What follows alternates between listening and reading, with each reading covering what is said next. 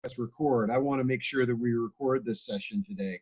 So before we jump into the presentation, which I know everybody's super excited about to learn about virtual reality and senior living, tell me a little bit about yourself.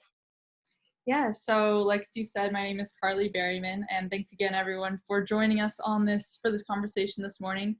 I am the founder of Viva Vita. We bring virtual reality to seniors.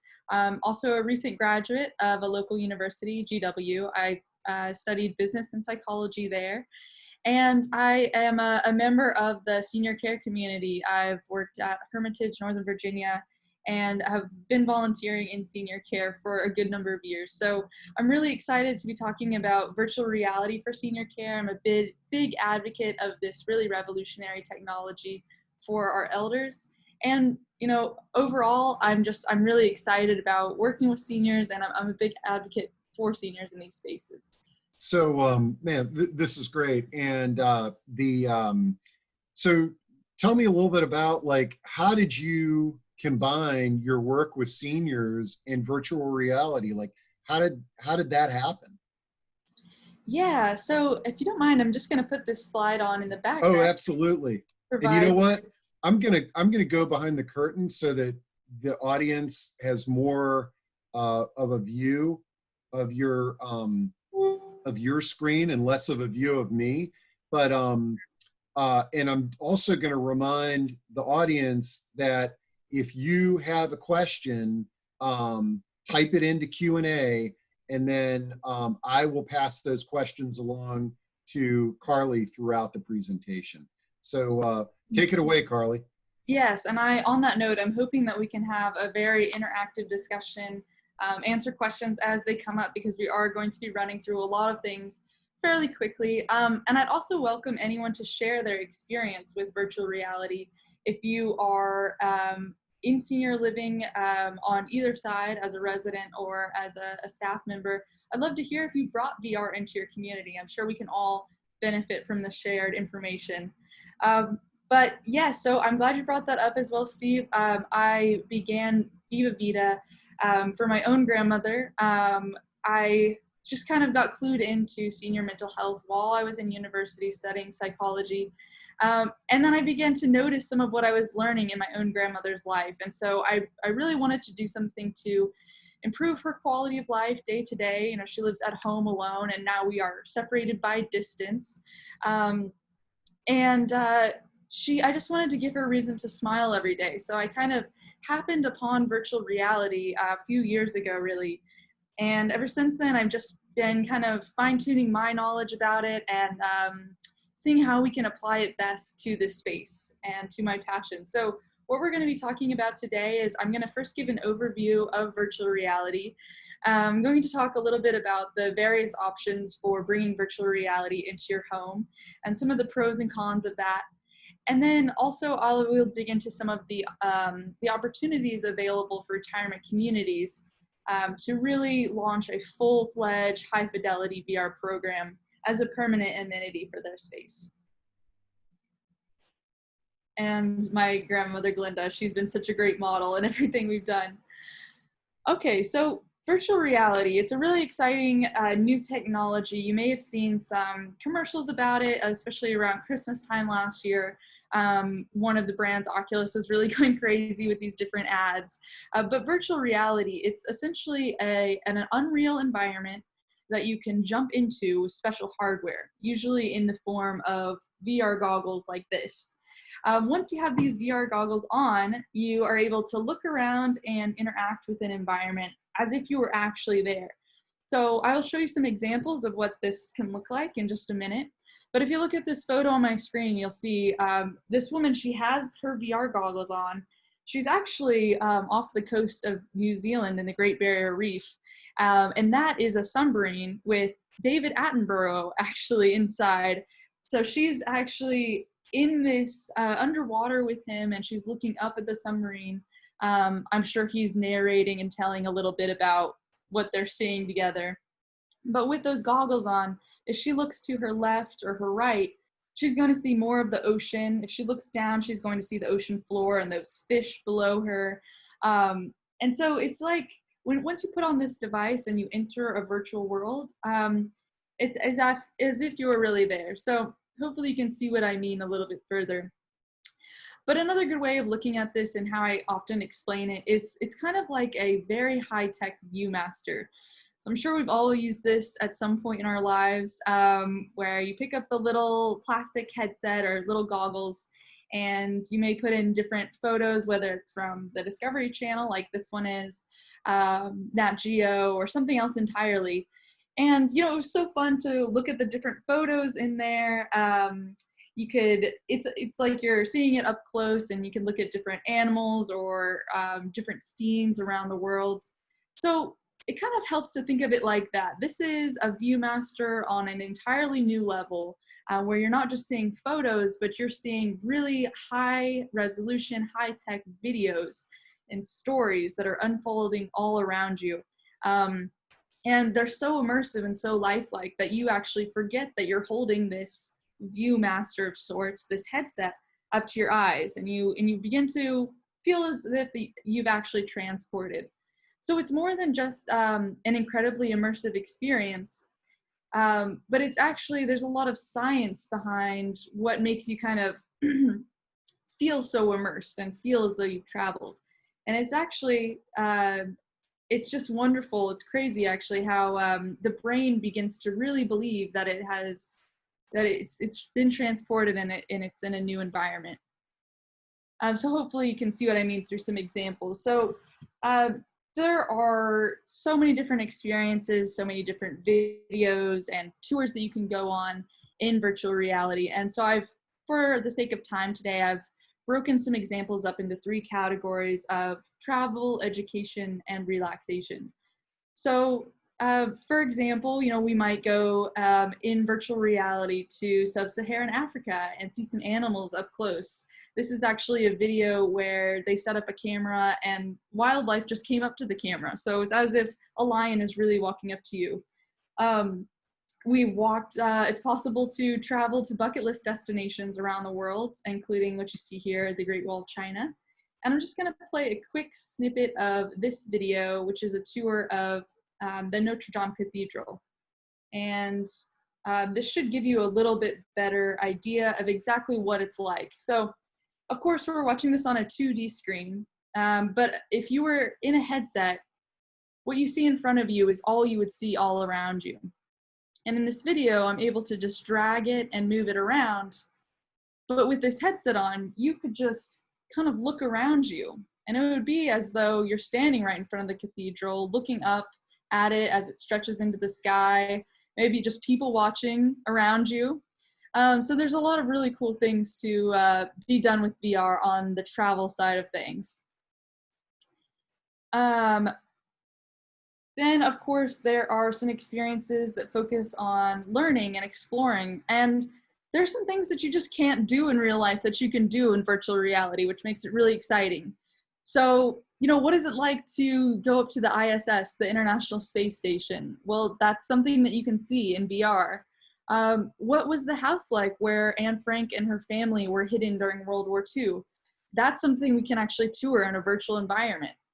And for example, you could see things like the inner workings of a human heart actually just happening right in front of you. So, and these are just 3 examples, but I hope it illustrates, you know, just how complex it can get. Lastly, there are a multitude of relaxing experiences in VR, and you really can just jump into any of these scenes, whether it's relaxing on a beach or hiking through a forest. There are a lot of great options here as well. Oh, and I should say, we found that in our own work with Viva Vita, we found that you know, travel seems to be the most popular and what residents are most keen to look at. But we all know seniors are really keen to continue to learn and continue to explore, even through retirement. So some of these programs are great. And then finally find that relaxing programs, they work best in nursing home settings or in memory care settings, because they can be great for people who may be beginning to get agitated or maybe having some sundowner effects going on. Oh, hey, Carleigh. Yes.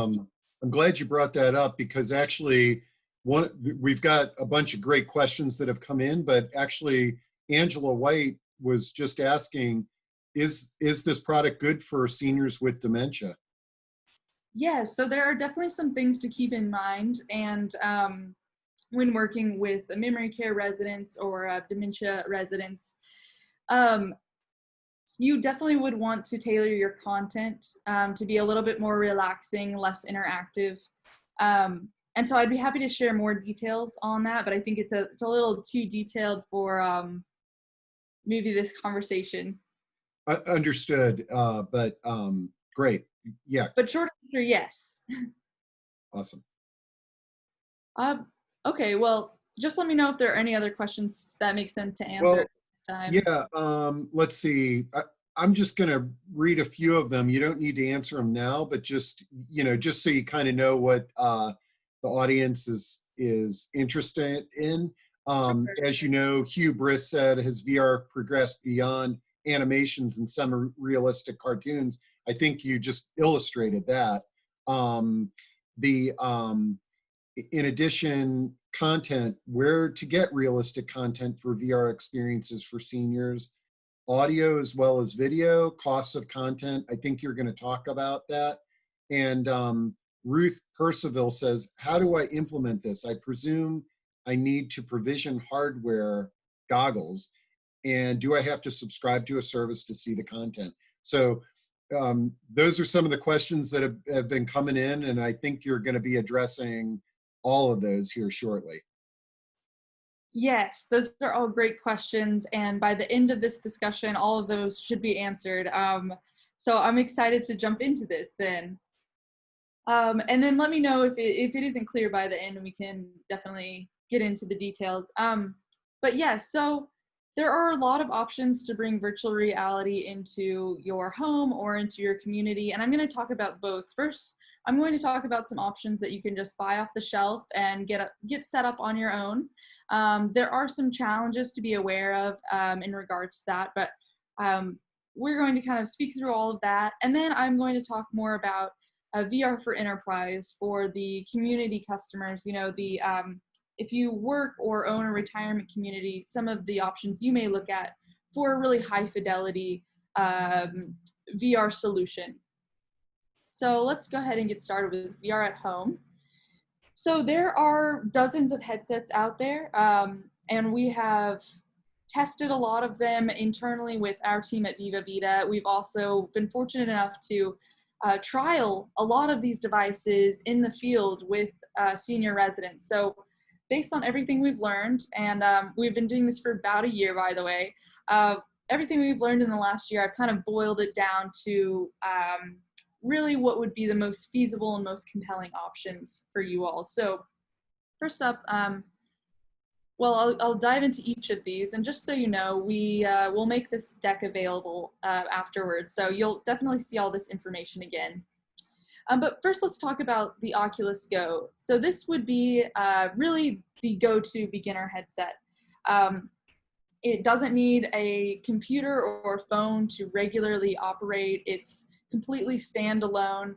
So I actually have one right here, and you can see everything there's no external wires. It's all inside this one headset. Here are your lenses right here.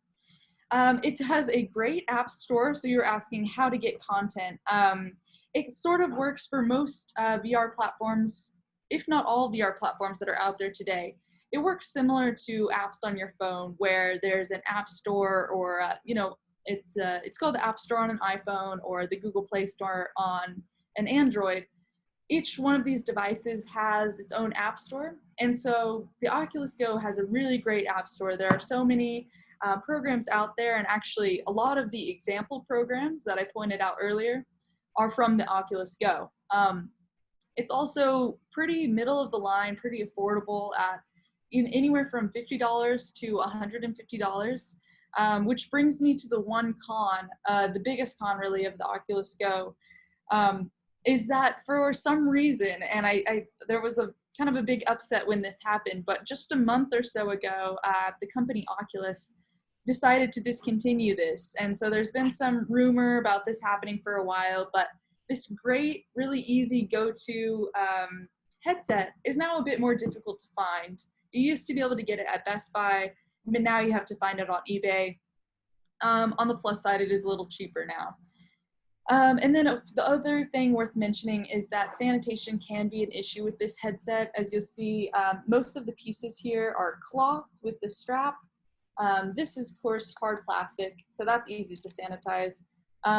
The foam interface that actually goes over your eyes is typically a cloth as well, so that can always be a concern. And there are some things you can do to mitigate that risk, such as what we've done here is we have these faux leather VR covers, which makes it a lot easier to wipe it down after use. Okay, so moving on, we have a couple of Google options. So maybe you've heard of the Google Cardboard or the Google Daydream. These are pretty similar, so I've included them on one page together. And this is the biggest pro to these options is the price. You can pay as little as $10 for a Google Cardboard. And then the Google Daydream is about $50, but you could probably find it on eBay for less.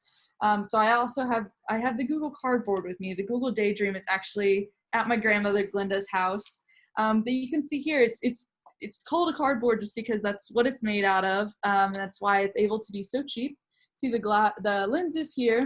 And one con with these two headsets is that they do require a phone to operate. So whereas the Go was completely standalone, this you need a smartphone to operate. You just put it in right here and close it up and look through. It's really simple, but you do need a smartphone, so that can be a barrier.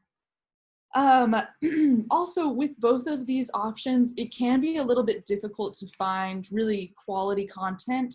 The App Store, which I mentioned earlier, with these options is much more limited.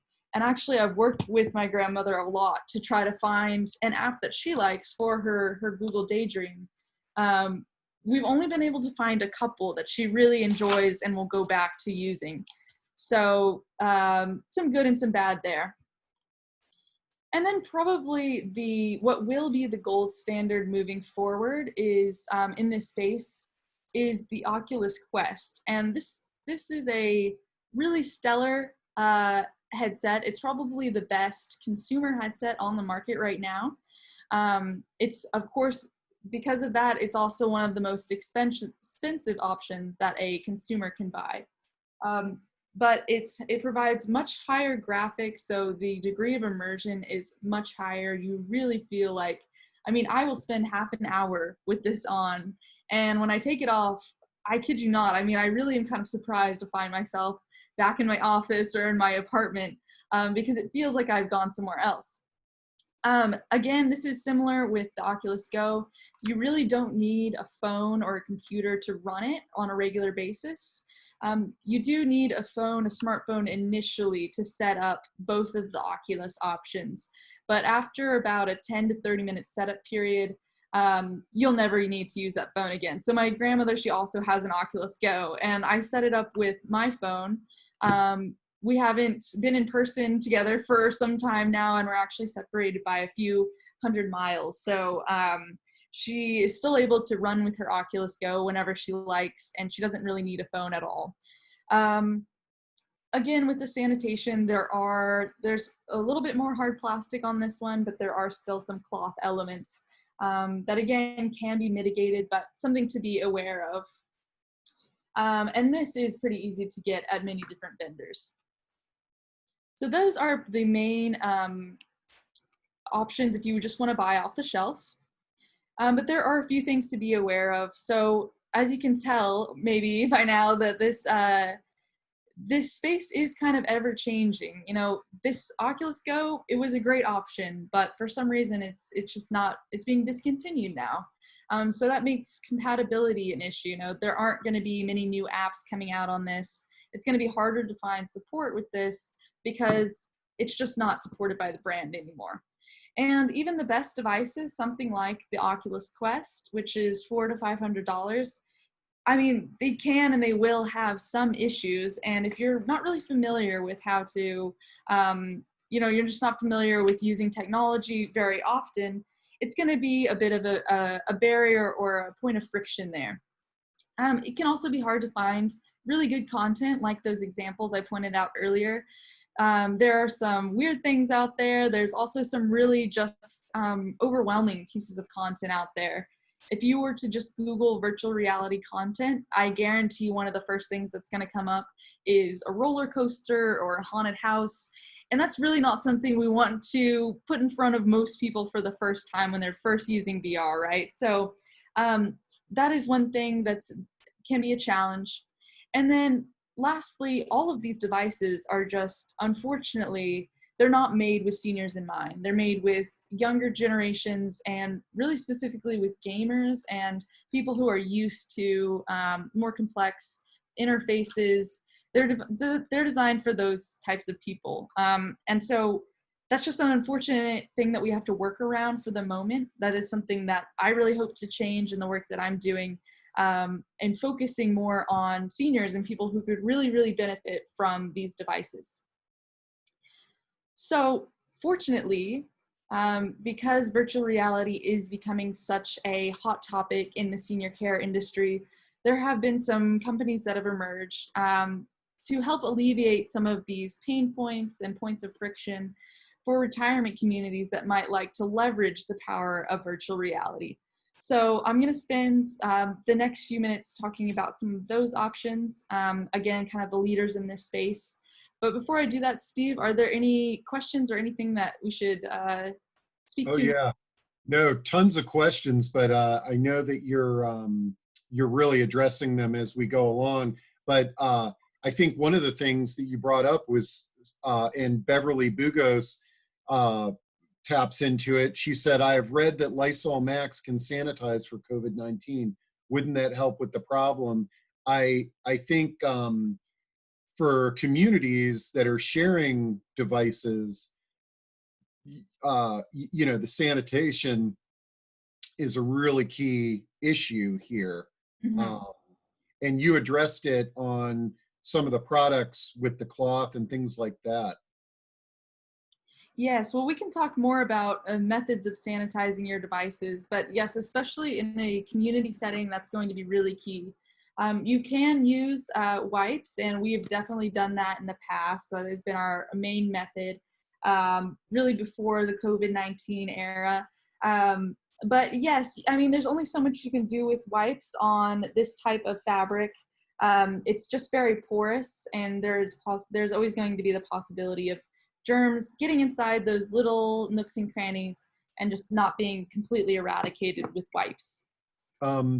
Let me read through a few of these just so you kind of know what's up, and there might be a few you want to answer now or later. Piggybacking on Hugh Briss's earlier question, is you talked about the cost of the devices. On the App Store, are the apps free, or is there a cost there? That's a great question as well. And I have to note that every time I hear a question from Hugh Briss, I chuckle a little bit. That's such a funny play on words. And I caught your other comment about that being a persona, but very funny. Yeah, so on the App Store, it's kind of like similar to a smartphone App Store in that sense as well. There are a lot of free apps out there, like that Anne Frank House, the National Geographic. Those are free programs. Some are going to be $2, $3, $5, and then maybe at the very extreme option, you get up to $20, $25 for an app. But you could do it completely with free apps and still have a great time. Great. And Catherine McCallan has an interesting question. Asks, can the content come from a synced link with an educational video? That is, does VR video need to be recorded with a VR recorder? Can regular recordings be converted? That's also a good question. So if you were to record a regular movie on, a camcorder or even your phone, there is a way to upload it to your virtual reality headset, but you're right in that it wouldn't be a 3D experience. So it's really unique what you can do. You can actually kind of enter a movie theater setting in your headset. And so you look around and it looks like you're in a theater. There are chairs everywhere and there's a big screen in front of you. And then that movie that you filmed would just be 2D on the screen in front of you. So that's just interesting. But to really answer your question, yes, you need a special 360 camera that is recording multiple angles at once. And then you would need to stitch together these multiple angles to have that that full 360 view. But luckily for us, we don't have to do that every single time. There are a lot of great videos that exist out there already that are either free or very cheap that you can enjoy. Great. And let's see, a few comments about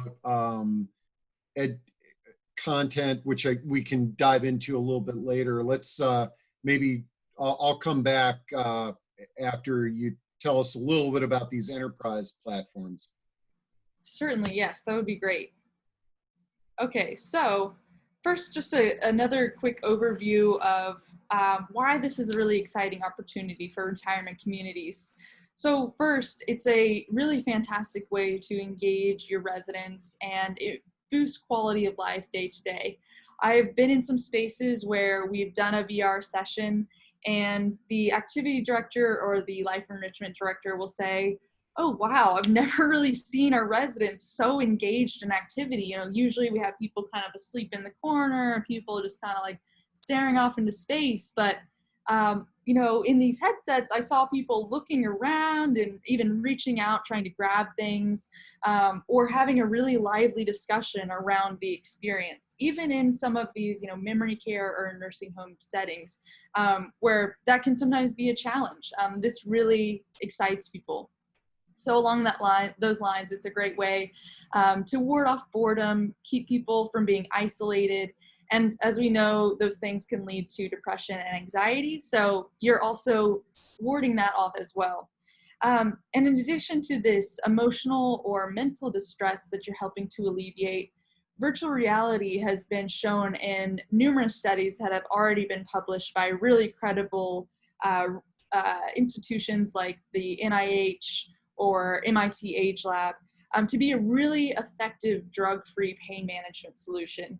Because of what I was saying earlier, when your brain really thinks that it's on the beach somewhere instead of maybe a small apartment with pounding arthritic pain, you can kind of forget about that and you can leave it behind.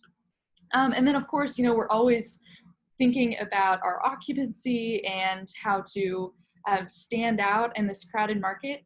Virtual reality and the ability to say we're forward thinking and we're embracing of technology, that's really appealing to your residents, and as well as future residents as well.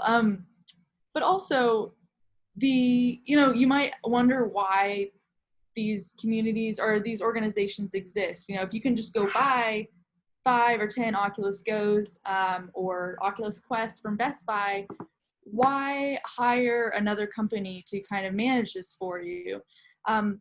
Well, it is a new technology, and so some things around it can be cumbersome. You know, those pitfalls that I mentioned earlier with the ever-changing technology. It can be difficult to find the right content, and it can just be it can be hard to manage multiple headsets at once. So I'll explain a little bit more about how these issues are being remedied. So I've included what I see as the 4 main VR providers in this space. This is where I'd really welcome input from the audience. If you have any experience with these different brands that you'd like to share, either in terms of how much you paid for that or what you thought about it, I'm sure we would all really benefit from the shared knowledge. This pricing information I got from the Senior Housing News industry report, which was from last year. But because we're all in this new industry, this information does change fairly frequently. So just going to put that caveat there. But I will go and jump in with MindVR. So MindVR offers a product rental. I believe you're able to pay on a monthly or an annual basis. and they sell to retirement communities and individuals. So that really sets them apart, is they're not only selling a full kit with the headset, the content, maintenance, and everything to retirement communities, but also seniors at home. It's designed really with the individual resident use in mind, although groups are possible. And what really makes them spectacular is their wide variety of content from Little Star, their content provider.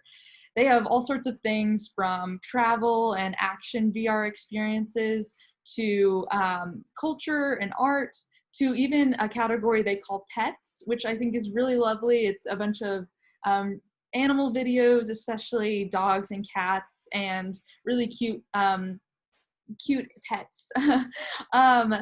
So I've included their pricing here. So for communities, there's not an upfront fee, but just a regular monthly fee per headset.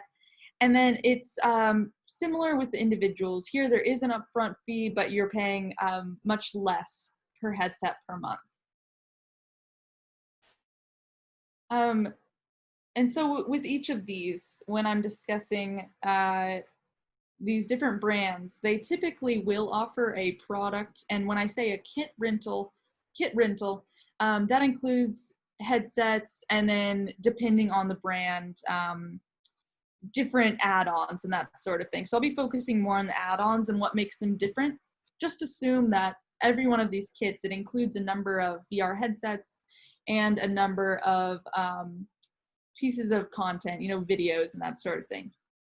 So Rendeavor is another great business here, great startup. I really relate to Rendeavor because these guys actually came out of MIT. And so they're a student-led startup, much like Viva Vita. I'm just a year out of college myself. They sell to communities only. They are planning on, yes, they're planning to release a at-home version as well. And I'm not sure if they have a date set for when they are hoping to release that. But they do have a wide variety of content, perhaps not as diverse as MindVR's, but still very stellar. What makes them a little unique is they have, they're really built for group use because they have a remote control capability where they're actually able to include it in their kit with all of their headsets, which you see this woman wearing here. They actually have a tablet, sort of like an iPad, where a user can pick up the tablet and select different VR videos and then push them out to 3, 5, 10 headsets at once. So what this means is your typical activity staff person, whether or not they're familiar with VR or even technology in general, they can very easily, pop multiple headsets on a group of residents and then pick up their tablet and just kind of press go. And everyone is in the tour together and having a wonderful shared experience. And that's a really big plus. Their pricing is a little bit more expensive though. And then we have Embodied Labs, and you may have seen Embodied Labs demo for us, or they're involved in the senior resources group as well. So you may have had the opportunity to meet their team. They also offer product, but they are, and a kit rental as well, but they're more focused on the staff side of things and training the staff, providing empathy training, and also education for the families. So, when an individual does begin to be afflicted by dementia or Alzheimer's, it can be hard for the staff to understand exactly what they're going through. It can be difficult for the family to wrap their head around what's happening. So what this virtual experience really focuses on, and they have a few different modules, is exposing or allowing the user to really get a good idea of what their loved one is going through. And I think I'll just leave it at that because I believe that Embodied Labs has explained a little bit and given a much better explanation of what they do than what I can provide today. But they do have, it's really impressive, the modules that they have, and they have really robust support and maintenance. I would think that is, they probably have the best support option. And of course, they have a bit different pricing as well. And then lastly, I'll talk about Viva Vita, which is my own pride and joy. So we've been in the market for about a year now, and we have taken everything that we've learned in our education, as well as working in senior spaces and observing what is already unfolding in this space. And we've kind of compiled all of this knowledge to devise something that, or create two offerings that we think really best serve the needs of seniors and senior communities. And I just want to give a shout out to Knollwood and the Army Distaff Foundation for hosting sessions in your community. That's where this photo is from. So first I'll talk about our product, our first of two offerings. And so this is a similar kit, a rental kit like our competitors offer. We sell it just to communities at this point, although we would like to move into seniors at home and begin to reach everyone. But it's great for group and individual use. So it includes, of course, a number of headsets, a content library, and we have adapted the Rendeavor remote control functionality for our operations as well. So we have that benefit that we're really excited about. We also have a full support behind the kit, and we are a local business here in the DMV. So we are always there when you pick up the phone, or we're on your doorstep practically to help you with any issues that may come up. Whether it's your headset needs to be replaced or you're having just a minor technical difficulty with something, we're there for support. This product will be coming later this summer. It's actually just on the precipice of being released, so this is a really exciting time to be sharing this with you all. We are going to offer this at a price of $150 per headset per month, which is comparable with the market price, but we think it's a little bit more advantageous as well. And then what we have been doing in the market for the 8 months that we've been established pre-COVID, we've been offering a virtual reality service where we come in on a monthly or weekly basis and we bring in 10 Oculus Go headsets with preloaded content. It's all completely downloaded. All you need to do is put us on your calendar, and then we really take it from there. We bring it in, we set it up, we explain, give a little talk about what virtual reality is and get the residents excited to participate. And then we walk them through an entire VR experience that is tailored for their needs and wants. So we may go to an art museum, or we may go see the Great Wall of China, but we'll do this on a reoccurring basis. And with every session, getting to know your residents better and better. So of course, we haven't been able to do this in several months because of COVID, but I'm really looking forward to the day when I get to go back to some of these communities. This is Powhatan and Falls Church, this photo back here. I'm really missing my friends there. Ralph and Tom and Pauline and Bernice. I mean, I can't wait to see them again. So this is a little bit different pricing as well. We charge for each session. And we hope to be able to do that again in the near future. But with that, let's talk about your response, what you thought about anything that I've discussed here, what questions you may have. And again, if you have any experience with any of these brands, I'm sure we could all benefit from hearing what that was like from you. But thank you all for joining us again today. Great. That was really interesting, Carleigh, and we got a bunch of questions, so I'll start getting to some of these. Let's see. All right, Catherine McCallum again. Is VR streaming available for example, can someone participate in a family meeting where one cannot be physically present, but stream in and out and feel as though they were present? I was sort of thinking the same thing as you were going through your presentation. Is there any, especially now with sporting events, wouldn't it be great if you could put on one of these headsets and like view a live sporting event? Is there any talk about that? Yes, that's a great question. So that's something that's just kind of coming about it's really in its early stages of virtual meeting spaces, but yes, such a virtual meeting space is possible, and there are actually apps on both the Oculus Go and the Oculus Quest. I think the most popular one being AltSpace, and you can actually set up virtual conference rooms, virtual living rooms, and have, you know, your family members or your team at work, everyone puts on their headset, and there's an avatar of me in this virtual space, and there's an avatar of you, Steve, and they're getting to a point where they look so realistic that it almost would feel like you and I are in the same room talking to each other, even if we're miles apart. So there are definitely some options out there, and I'm sure we'll see them become more and more popular as they're perfected. Let's see. Todd Nicolasanti says, are there any educational VR topics to explore? Yes, many VR educational topics. So as you might see on the screen behind us, this is a VR experience where they're actually in an art museum and they're able to jump into paintings of Starry Night or Mona Lisa and see them come to life. Also learn about the artists behind them and how they were created. Beyond that, I mean, there's a lot of examples that I could point to.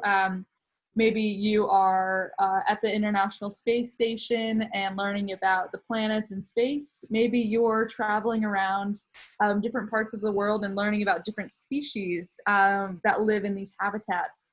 So certainly, if there's anything that you would want to learn about, I would bet there's a VR option out there. Excellent. Mary Ellen Connect has her hand raised. Mary Ellen, sometimes this is a mistake, but Mary Ellen. But I was just thinking about in the isolation, with people in isolation, with Carleigh on a GoToMeeting, just a lot of, I do these and sometimes they're just all on audio. It seems as if they had a device in their individual apartments and Carleigh talking to them, it might, you know, she did talk about ending isolation. So that's why I sort of should have lowered my hand again. So anyway, that was a comment. No, great comment, Mary Ellen. Yeah. And actually this is going back to Catherine McCallum says, with the low price point, can't you give and label a device for each resident in a community? And I think you addressed that your company and a few others, that's sort of the model that's out there, is that you actually pay a monthly fee for the devices, whether they're shared or used individually by the residents. And that also enables the community to keep up with the technology so that at the end of that term, I guess you could upgrade products if there's better products out there. Yeah, so definitely you could go without one of these services and you could buy, 10 to 100 Oculus Go's. That would certainly be a great option. But there are some, you would just have to be wary of those pieces of friction, the fact that these are now only available on eBay and that there may not be content for them in the future. What you're paying for with any of these services, Rendeavor, MindVR, or Viva Vita, you're really paying to know that you will have a high fidelity virtual reality system in your community 24/7 that's always going to work, always going to have great content, and you're never going to have to hassle with it because that can be a big deal. I don't know if anyone here has had experience with a Nintendo Wii. That was once a big fad in the senior care industry and everyone was buying a Wii, but it was there was no one there when the Wii was broken or the charger cord was lost or the DVD got scratched, and so we don't have anything to play with now. And I wonder how many of us on this call actually have one of these Nintendo Wii's in the closet or like in the basement somewhere not being used. And that's kind of the risk you run with VR. So that's something that we're really passionate about offering about at Viva Vita. Whether you want to buy Oculus Go's and you want to try your hand on it, we're happy to advise you and help you set that up. If you want to hand the reins over to us and let us deal with it, we can do that too. Or if, let's say, you've already purchased Rendeavor or Mind VR and you are having that issue, it's not really being used, we're available for sessions, and we understand this technology. We are well versed in it. We can come in and offer sessions with any kind of platform there. So just not quite your question, but I'm going to drop that in there as well. No, I think that's great. Now, Susan Schiffman and a few others have asked about creating content yourself. Like, can you buy a camera and create content? I think this is one of the barriers to entry to content for content creators, is because you probably need a pretty big investment to get the right camera to create VR content. Yes, that is correct, Steve. So first, I would make the distinction that you don't need to create your own content. There are thousands of videos out there. I mean, on the different stores, you can get many different programs, but even on, for example, you can get a YouTube app in the Oculus Go. And you can then go into that YouTube app and pretty much search anything you could possibly think of. I mean, I've looked for some really specific things like a river walk in Russia or downtown Seoul, South Korea. And then you can see one of those videos like that Notre Dame experience I showed earlier, where you're able to look all around. So there are so many options. But yes, if you wanted to film your own things, it certainly is possible. There's definitely a bit of a learning curve there. Just like if you wanted to learn how to produce a movie or something, you would have to learn a few things, before you were able to do that well. And if that's something you're interested in, I would highly encourage you to do that. But it can be challenging. Cool.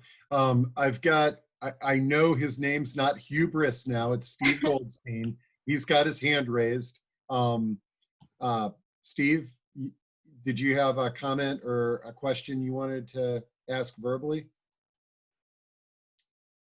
And while we're waiting for him to get on, let's see. There's a series of questions that Preeta asked.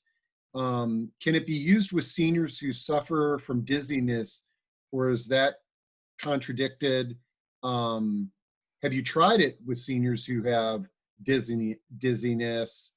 So some concerns about somebody that might have dizziness. Hey, Steve, this is Hugh Briss, otherwise known as Steve Goldstein. I use Hugh Briss just to sort of hide my identity from marketers.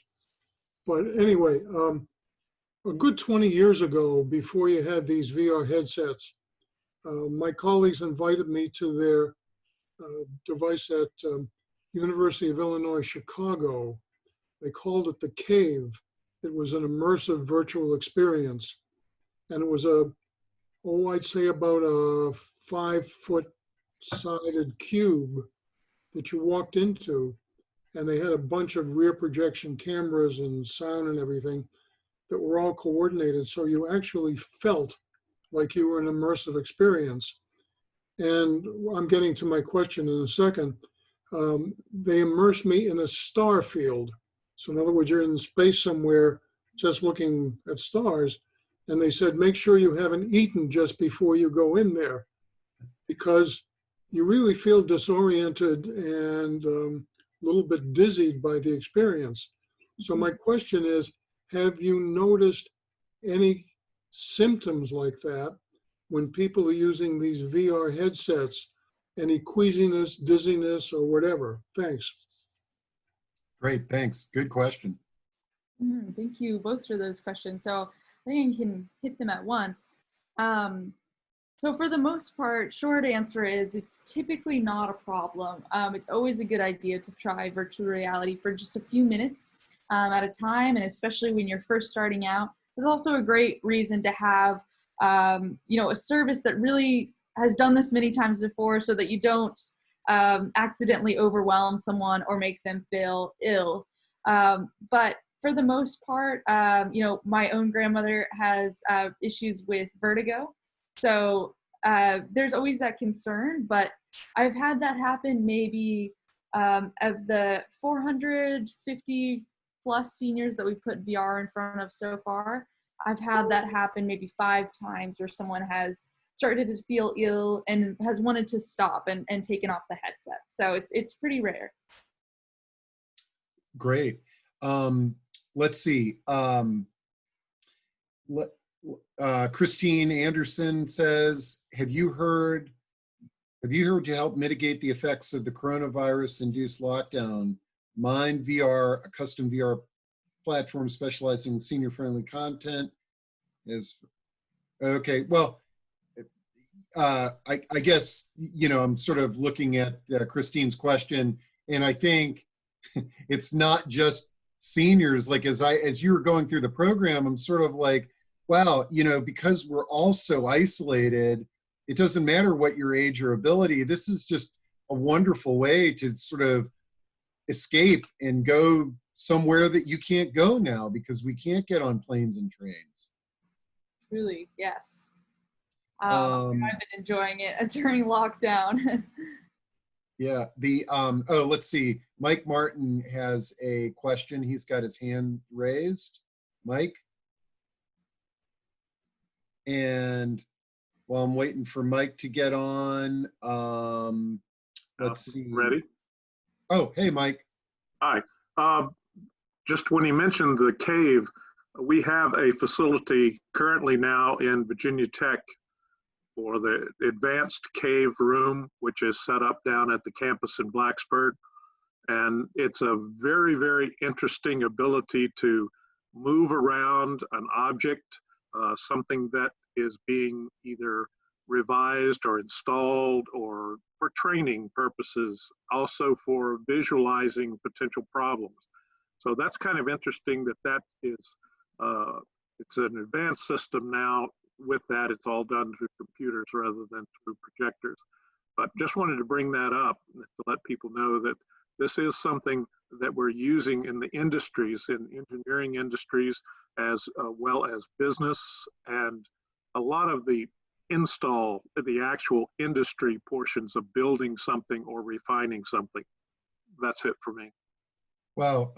Thanks for bringing that up, Mike. Not only, it also piggybacks on another comment question that Todd Niculsante brought, is the next step personal holographic displays. But I also want to draw attention. I received a press release from Virginia Tech this week that they have started a brand new gerontology graduate certificate program. So it would be really cool to see that technology be blended into their gerontology program. Might be a good place to reach out to you, Carleigh, in terms of connecting. Yes, I would love to test out what you both mentioned, this simulator or this environment, and see if we might have other opportunities to work together as well. Okay. Okay. Christine Anderson kind of piggybacked on her question. My question was the partnership that allows certain senior centers to get the device for free. I guess the Mind. Yes, Mind VR did that a few months ago, where they were getting one free Mind VR kit to, I believe it was one retirement community from each state in the country, which is a really cool initiative. So 50 kits went out, presumably somewhere in the last couple of months. Let's see. Steve, alias Hubris, has another great comment. VR has been used with vets suffering from PSD, but that reminds me of a few questions / comments that I saw in chat regarding people with disabilities in general. Like, so somebody who is who can't walk or what have you, or is confined to a wheelchair, I'm assuming that with a VR headset, it can give them the ability that they're strolling down a street and experiencing a life that is mobility free. Yes, that's one of the many exciting opportunities here. People who are stuck at home, maybe stuck in a wheelchair or stuck in their bed, they can go out and live life again. And actually, I guess this is a good time to say that's what Viva Vita actually means. It means live life. So we're all about living life to the fullest. Let's see, Ruth says, have you thought of expanding Viva Vita business to homeschooling programs? Yes, that would be a great, great new frontier for us as well. There are a lot of VR for education programs out there, and it's such hands-on learning. It's just bounds above, you know, typical from the book learning. So that is an exciting opportunity for the future. You know, and that kind of ties into the intergenerational aspect of this. Is it possible for like a grandparent to have a headset at one location, let's say a retirement community, and the grandchild to have a headset at another location, and for them to interact? Is that a possibility? Yes, it certainly is. And you might use something like Alt Space, that virtual meeting room, something like that. Excellent. Could be a way to kind of do that homeschooling and senior, combine it together. Let's see. Beverly Bugos says, I have tried a VR setup with virtual bowling or tennis. This was a couple of years ago. What is it like now? Well, yeah, I can't say exactly, you know, what you saw a couple of years ago, but everything has very rapidly improved, and I'm sure it will continue to improve. So what we have now will be much better a year from now, 5 years from now. And yeah, well, I'll just leave it at that. Yeah, the technology is advancing. It's way beyond Wii bowling, I'm assuming. Oh, yes, yes. Yeah. Carol Ragsdale says, any chance of applying this technology to therapy for dementia?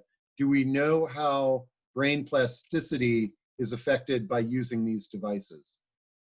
Yes, so without getting too much into the weeds in that, the short answer is the brain plasticity is very much affected by using virtual reality. You know, you're really pushing your cognitive structures to engage with something new, to learn something new, and that can activate it, kind of mold it to make new connections and to continue to thrive as brains do.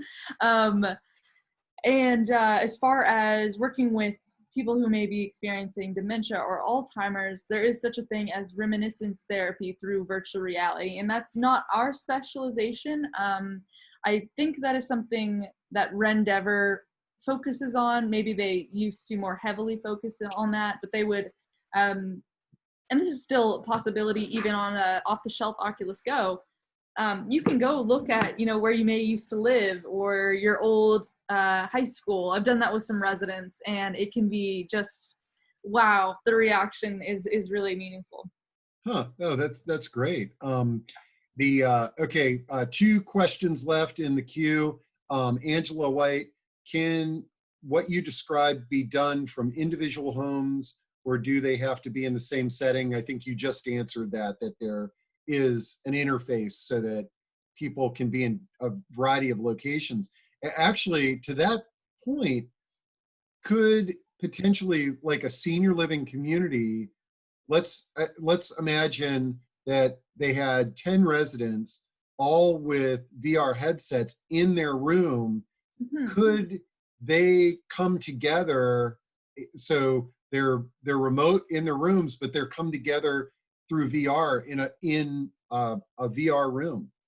Yeah, definitely. They could get together and have activities, play games, watch a movie up on a virtual theater screen, maybe like a drive-in setting. I could definitely see that.